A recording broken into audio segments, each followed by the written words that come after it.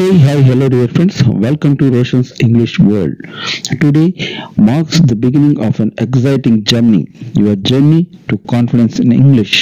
Imagine expressing your thoughts clearly, speaking fluently, and connecting with people worldwide.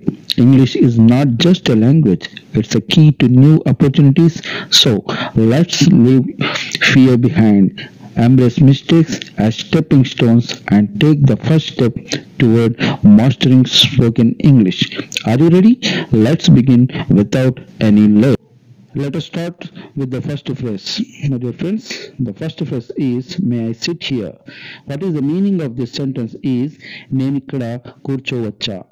చూడండి, ఇక్కడ నేను may I SIT here అనే దానికి మీకు ఇచ్చిన ఎగ్జాంపుల్ ఈ మే ఐ అనేది ఏ సందర్భాల్లో ఉపయోగపడుతుంది అనే దానికోసం ఇచ్చాను కనుక వాక్యాలు వేరే వేరుగా ఉంటాయి, గమనించే ప్రార్థన. చూడండి, may I SIT here means నేను ఇక్కడ కూర్చోవచ్చా. మరి నెక్స్ట్ సెంటెన్స్ చూడండి, మే ఐ హెల్ప్ యూ, నేను మీకు సహాయం చేయనా అని మనం అడుగుతున్నాం. నెక్స్ట్ చూడండి, may I take this book, నేను ఈ పుస్తకాన్ని తీసుకోవచ్చునా అని అడుగుతున్నాం. నెక్స్ట్ సెంటెన్స్ చూడండి, మే ఐ కమ్ ఇన్, నేను లోపలికి రావచ్చా అని అక్కడ మనము అభ్యర్థిస్తున్నాం. Next sentence is how ridiculous, వింటుంటాం కదా, how ridiculous is this. Ridiculous అంటే ఏంటండి, హాస్యాస్పదము, ఫన్నీగా అనిపించడము, సిల్లీగా అనిపించడం అన్నట్టుగా. చూడండి, ఫర్ ఎగ్జాంపుల్ చూడండి, హౌ రిడిక్యులస్ దిస్ లుక్స్, ఇది చూడడానికి ఎంత హాస్యాస్పదంగా ఉంది. Next sentence, how ridiculous that idea is, ఆ ఆలోచన ఎంత హాస్యాస్పదము అంటే ఏంటి, తగినట్టుగా లేకపోవడము, దానికి సరైనది కాకపోవడము అనేది ఇక్కడ మనకు ఈ సెంటెన్సెస్ లో మనకి రిడిక్యులస్ అనే వర్డ్ ని వాడడం ద్వారా ఆ అర్థాన్ని ఇస్తున్నాయి. నెక్స్ట్ ఎగ్జాంపుల్ చూడండి, హౌ రిడిక్యులస్ హీ సౌండ్స్, అతడు ఎంత హాస్యాస్పదమైనటువంటి శబ్దాలను చేస్తున్నాడు. How ridiculous it is to argue over this, ఈ విషయం మీద వాగ్వాదం చేయడం అనేది ఎంత హాస్యాస్పదం అంటే అంత సిల్లీ విషయం అని అర్థం అక్కడ. నెక్స్ట్ హౌ డిస్గస్టింగ్, డిస్గస్టింగ్ అంటుంటాం మనం మామూలుగా మూవీస్ లో చూస్తున్నాం, డిస్గస్టింగ్ అంటుంటాం. డిస్గస్టింగ్ అంటే ఏంటి, అసహ్యకరము, విరక్తి పుట్టేటటువంటి భావన కలిగించేటటువంటి అంశాన్ని డిస్గస్టింగ్ అంటాం. మరి examples of this sentences are how disgusting this food taste, దీని ఈ తిండి, ఈ తింటున్నటువంటి పదార్థం యొక్క రుచి ఎంత అసహ్యంగా ఉంది అని అంటున్నాం. How disgusting the smell is, ఈ వాసన ఎంత అసహ్యంగా ఉంది అంటే ఏంటి, ఎంత దుర్గంధపూరితంగా ఉంది అని అర్థం. How disgusting his behaviour was, అతడి ప్రవర్తన ఎంత అసహ్యకరము, ఎంత జుగుత్సాకరంగా ఉంది అని అంటున్నాం. How disgusting this place looks, ఈ ప్లేస్, ఈ ప్రాంతము, ఈ ప్రదేశము చూడ్డానికి ఎంత అసహ్యంగా ఉంది అని అక్కడ మన భావాన్ని మనం వ్యక్తం చేస్తున్నాం. నెక్స్ట్ సెంటెన్స్ చూడండి, వేర్ వర్ యూ, మీరెక్కడ ఉంటిరి, ఆ సందర్భంలో మీరు ఎక్కడ ఉన్నారు అని అడుగుతున్నాం. Where were you last night, గత రాత్రి మీరెక్కడ ఉన్నారు. Where were you in the morning, ఉదయం పూట మీరు ఎక్కడ ఉన్నారు. Where were you when I called, నేను మిమ్మల్ని పిలిచినప్పుడు మీరు ఎక్కడ ఉన్నారు. వేర్ వర్ యూ ఎస్టర్డే, నిన్న మీరు ఎక్కడ ఉన్నారు అని ఇక్కడ ఈ వాక్యాల్లో అడుగుతున్నాం. నెక్స్ట్ ఎగ్జాంపుల్ చూడండి, next phrase nobody is there, nobody is there, ఎవరు అక్కడ ఎవరు లేరు. Nobody is there to help, అక్కడ సాయం చేయడానికి ఎవరూ లేరు. Nobody is there right now, ఇప్పుడు ప్రస్తుతం అక్కడ ఎవరూ లేరు. Nobody is there in the room, ఆ గదిలో ఎవరూ లేరు. Nobody is there to listen, అక్కడ వినడానికి ఎవరూ లేరు, నా గోడు పట్టించుకోవడానికి అక్కడ ఎవరూ లేరు అనే అర్థంలో ఈ వాక్యాన్ని వాడడం జరిగింది. నెక్స్ట్ ఫ్రేజ్ చూడండి, I lost her, I lost my mother, నేను మా అమ్మను కోల్పోయాను. ఐ లాస్ట్ హర్, నేను ఆమెను కోల్పోయాను. ఎగ్జాంపుల్ చూడండి, I lost her in the crowd, ఆ గుంపులో నేను ఆమెను పోగొట్టుకున్నాను అంటే ఎక్కడ తప్పిపోయింది అని అర్థం. I lost her phone number, ఆమె ఫోన్ నంబర్ నేను పోగొట్టుకున్నాను. I lost her during the trip, ఆ ట్రిప్లో మేము వెళ్ళినటువంటి ఆ ట్రిప్లో నేను ఆమె తప్పిపోయింది.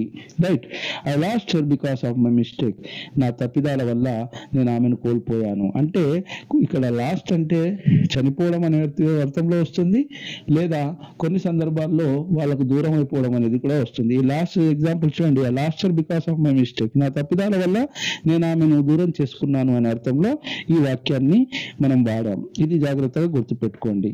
Next phrase is that's not true, అది నిజం కాదు. That's not true at all, అది ఎట్టి పరిస్థితిలో నిజం కాదు. నెక్స్ట్ ఎగ్జాంపుల్ చూడండి, that's not true, I was there, నేను అక్కడ ఉన్నాను, అది నిజం కాదు, నాకు వాస్తవం ఏంటో నాకు తెలుసు, మీరు అనుకుంటున్నది నిజం కాదు అనే అర్థంలో ఇక్కడ మనం చెప్తున్నాం. That's not true, you misunderstood, అది నిజం కాదు, మీరు తప్పుగా అనుకున్నారు, మీరు అనుకుంటున్నది తప్పు, అది మీరు అనుకుంటున్నది నిజం కాదు అని ఇక్కడ చెప్తున్నాం. నెక్స్ట్ చూడండి, that's not true, she didn't say that, అది నిజం కాదు, ఆమె అలా అనలేదు. రైట్ అండి. నెక్స్ట్ ఫ్రేజ్ చూడండి, డోంట్ స్కోల్డ్ హిమ్, అతన్ని తిట్టకండి. తిట్టు మీద ఒకటి గుర్తొచ్చింది మిత్రులారా, లాంగ్వేజ్కి సంబంధించి.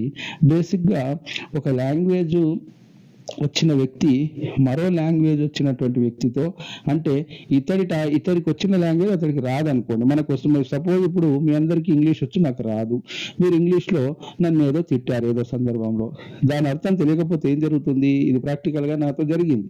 నేను మా ఫ్రెండ్ ఒకసారి ఒక సందర్భంలో ఓ యూనివర్సిటీకి వెళ్ళి అక్కడ కాన్వకేషన్ కోసం అప్లై చేసినప్పుడు మా మిత్రుడికి కొంత ఇంగ్లీష్ పాపం, అతడు రూరల్ ఏరియా నుంచి వచ్చినాడు కనుక ఆయన చాలా పూర్ పాపం అతడు వెళ్ళి అతడు ఏం చేశాడంటే, అక్కడ వాట్ ఈజ్ యువర్ ఫాదర్ అని అడిగితే మై ఫాదర్ నేమ్ అని చెప్పి నేమ్ చెప్తే, అతడు 1-2 సార్లు వాట్ ఈజ్ యువర్ ఫాదర్ అని చిరాగ్గా లాస్ట్కి ఏమన్నాడంటే, are you fool, why don't you understand my question అని చిరాగ్గా అనేసరికి యా అనుకుంటూ వచ్చాడు. నాకు బాగా నవ్వు అనిపించింది, కానీ అనిపించింది ఏంటి అంటే, భావం అర్థం కాకపోతే తిట్టు కూడా బ్రహ్మాండంగా అనిపిస్తుంది కదా.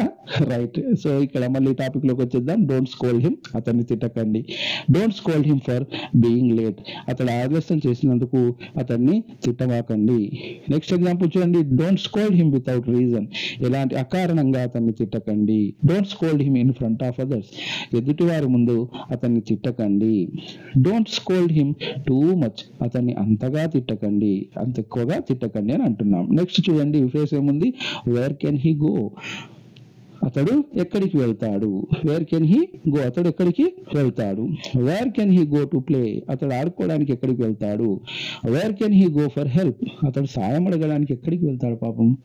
Right. Where can he go now, అతడు ఇప్పుడు ఎక్కడికి వెళ్తాడు. Where can he go to eat, అతడు తినడానికి ఎక్కడికి వెళ్తాడు. నెక్స్ట్ ఫ్రేజ్ చూడండి, హౌ డు దే గో, వారు ఎలా వెళ్తారు. వేర్ అన్నాం, ఇప్పుడు హౌ అంటున్నాం. హౌ డు దే గో అంటే వారు ఎలా వెళ్తారు. చూడండి, ఈ సెంటెన్స్ కాస్త జాగ్రత్తగా వినండి. హౌ డు దే గో, ఇది ప్లూరల్ సబ్జెక్ట్స్ ఉన్నప్పుడు మనం వాడతాం. సబ్జెక్ట్ ఇక్కడ హీ అని లేదు, దే ఉంది కనుక హౌ డు దే గో అని అంటున్నాం. డూ, ఓకే, వర్బ్ ఫామ్ చూడండి. నెక్స్ట్ చూడండి, హౌ డస్ ఇట్ గో, అది ఎలా వెళ్తుంది. ఇక్కడ సింగులర్ ఉంది కనుక డూ అనేది డస్ గా వాడాము. ఇది మనము వర్బ్స్ చెప్పుకున్నప్పుడు నా వర్బ్స్ వీడియోలో ఉంది, డిస్క్రిప్షన్లో నేను ప్రతిరోజు నా ప్రతి వీడియోలో లింక్స్ ఇస్తున్నాను ఫ్రెండ్స్. దానిలో SSC intermediate exam pattern with explanation and daily spoken ఇంగ్లీష్కి సంబంధించింది ప్లేలిస్టులు ఉన్నాయి. మీకు కావాల్సిన గ్రామర్ పాయింట్ని మీకు అవసరం ఉన్నప్పుడు వాటిని అక్కడి నుంచి మీరు జాగ్రత్తగా విని మీ డౌట్స్ని క్లారిఫై చేసుకోండి. If you have many more doubts, then don't hesitate to ask me with your comments. I will try to clarify your doubts. చూడండి, ఇక్కడ how do they go on vacation, అతడు సెలవుల్లో ఎలా వెళ్తున్నాడు. Right. how do they go to the market, వారు మార్కెట్కి ఎలా వెళ్తారు. Okay.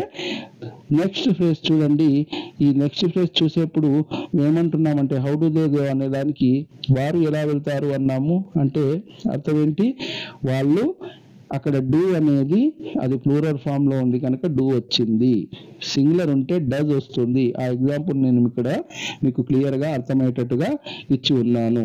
Now the time for recap for the today's video. The first one is, may I sit here? How ridiculous, how disgusting, how does they go, where can he go, don't scold him, that's not true, I lost her, nobody is there, where were you. So these are the sentences which we were discussed in our today's video. As we wrap up today's English lesson, remember, this is not the end. It's just the beginning of your journey to fluency. Every word you learn, every sentence you speak brings you one step closer to confidence and success. Keep practicing, stay curious, and never stop improving English isn't just a subject, it's a skill that will open doors for you in the future. So go out, use what you have learned, and keep shining. The best way to master English is to never stop speaking it. And my dear friends, don't just watch, just join the journey. If you are ready to improve your English, boost your confidence, and open new doors of opportunity, then hit that subscribe button now. We bring you fun, easy, and effective lessons to help you speak English fluently. Don't miss out. Turn on the notification so you never miss a new video. Subscribe today and take one step closer to mastering English. Let's grow together. Thank you for watching. We will be meeting our next video. Until then, take care. Goodbye.